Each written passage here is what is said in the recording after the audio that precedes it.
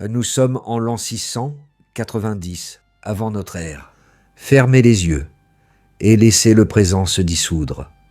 Imaginez une chaleur qui ne brûle pas, mais qui sacre. Une lumière si pure, si dorée, qu'elle semble liquide, se déversant sur les sables de l'Afrique du Nord. C'est l'apogée, le zénith absolu d'une civilisation qui se croit éternelle. Nous sommes sur les terres du Nil, ce serpent de vie qui ondule à travers le désert, reliant la Nubie à la Méditerranée. Et au centre de ce monde, au sommet de la pyramide humaine, se tient un homme.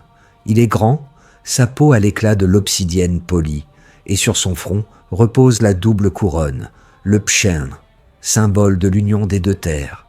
Il est Taharqa, le pharaon noir, le maître incontesté de la 25e dynastie. À cet instant précis de l'histoire, Taharqa est l'homme le plus puissant de la terre. Il n'est pas seulement un roi, il est un bâtisseur de mondes. Sous son règne, le Nil ne connaît pas la famine. Il déborde de richesses. Les greniers sont pleins, les frontières sont calmes, et les dieux, semble-t-il, sourient à leur fils bien-aimé. C'est l'âge d'or, une époque de démesure où l'ambition d'un seul homme redessine la géographie du sacré. Suivez-le maintenant. Il n'est pas dans son palais à boire du vin, non. Il est là où l'histoire s'écrit, dans la poussière de la pierre, au pied de la montagne pure, le Jebel Barkal. C'est ici, en Nubie, au cœur de son pays natal, qu'il a décidé de prouver sa grandeur. Il lève les yeux vers la falaise de grès rouge qui domine l'horizon. Pour lui, ce n'est pas une simple montagne, c'est le trône d'Aemon. Et pour honorer le roi des dieux, Taharqa a ordonné l'impossible. Regardez autour de vous. C'est un chantier titanesque, une fourmilière humaine orchestrée avec une précision mathématique. Des milliers d'hommes, torse nus, luisants de sueur et d'huile, s'affairent dans un vacarme assourdissant de burins, de maillets et de chants rythmés. L'air est épais de poussière de calcaire et de grès. Taharqa marche parmi eux, non pas comme un tyran craint, mais comme une force de la nature. Il supervise l'érection de colonnes qui doivent toucher le ciel.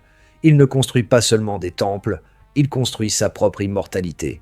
Il veut que son nom soit gravé si profondément dans la pierre que même le temps, ce grand érodeur, se brise les dents dessus. Nous nous transportons maintenant vers le nord, à Karnak, le plus grand complexe religieux du monde. Ici, la vision de Taharqa atteint son paroxysme. Il a imaginé une colonnade, un kiosque monumental au milieu de la grande cour. C'est une prouesse d'ingénierie qui défie l'imagination de l'époque. Concentrez-vous sur cette colonne centrale. Elle gît encore au sol. Un monstre de granit de 20 mètres de long, pesant des centaines de tonnes. Comment relever une telle masse? C'est le défi du siècle. Les architectes sont anxieux, les ingénieurs calculent les angles, vérifient les rampes de briques crues et de sable qui s'élèvent comme des collines artificielles. Le silence se fait soudain. Le pharaon lève la main. C'est le signal. Entendez-vous le grincement des cordes de chanvre épaisses comme des troncs d'arbres? Elles se tendent à rompre. Entendez-vous le souffle synchronisé de 1000 hommes qui tirent à l'unisson? Hiss! La pierre gémit. Elle proteste contre la gravité. C'est un combat entre la volonté de l'homme et le poids de la terre. Millimètre par millimètre, la colonne s'élève. La poussière tourbillonne, masquant le soleil un instant. C'est une lutte brutale, physique, épuisante. Mais lentement, inexorablement, le géant de pierre quitte l'horizontalité pour embrasser la verticalité. Et lorsqu'elle se dresse enfin, bloquée dans son socle avec un bruit sourd qui fait trembler le sol sous vos pieds, une clameur s'élève, un cri de triomphe qui résonne jusqu'aux rives du Nil. Taharqa contemple son œuvre. L'ombre de la colonne s'étire sur le sol sacré. Il sourit. C'est l'hubris, cet orgueil démesuré qui aveugle les grands hommes. Il pense avoir dompté la matière. Il pense avoir sécurisé la faveur éternelle d'Aemon.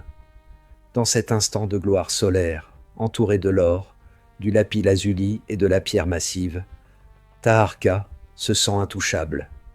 Il est le pilier du monde. Mais la lumière la plus vive projette toujours l'ombre la plus noire. Laissons la chaleur bienveillante de Thèbes. Laissons les hymnes joyeux et l'odeur de l'encens.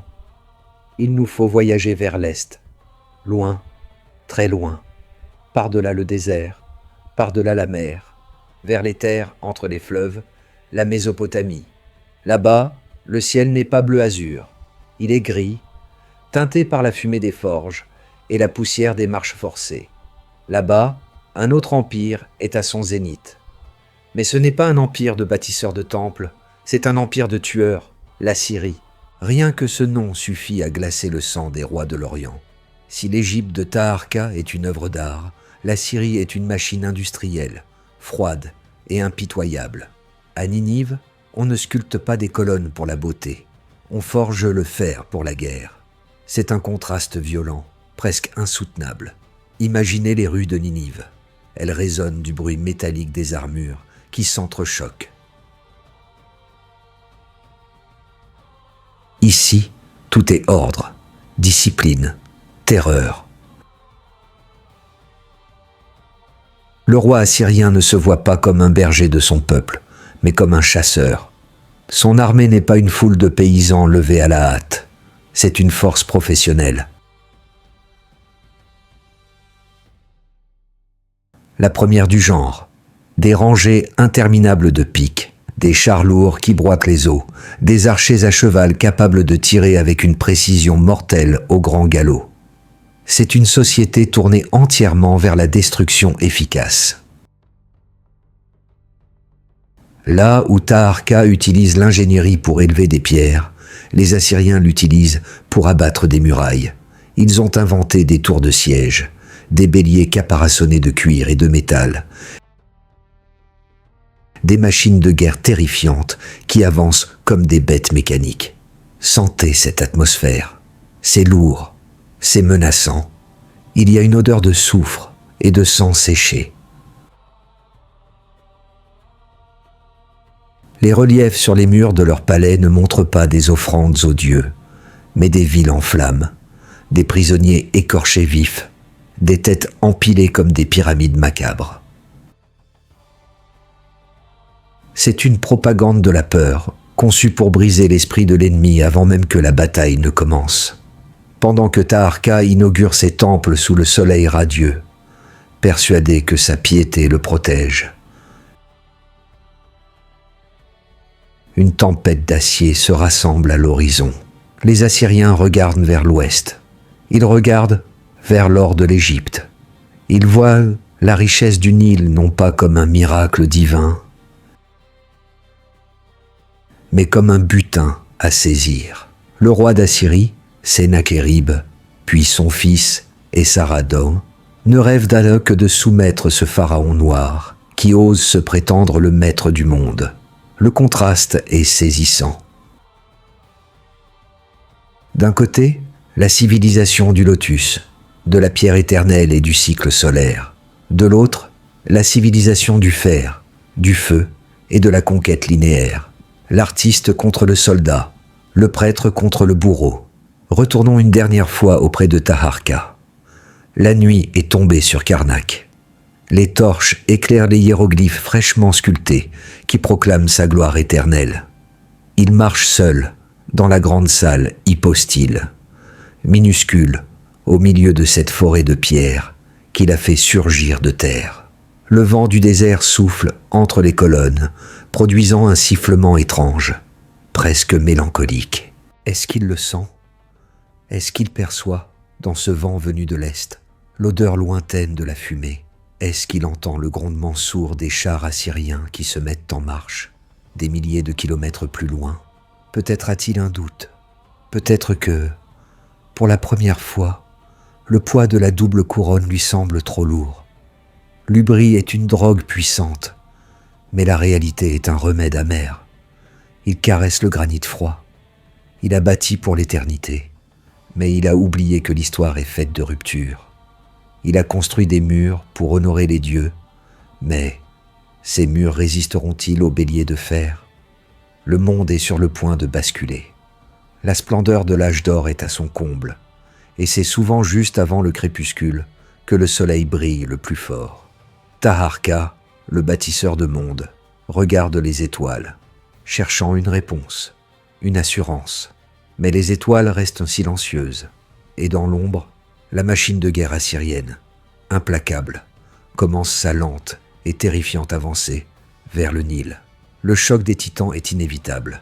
La pierre contre le fer, le dieu contre le monstre.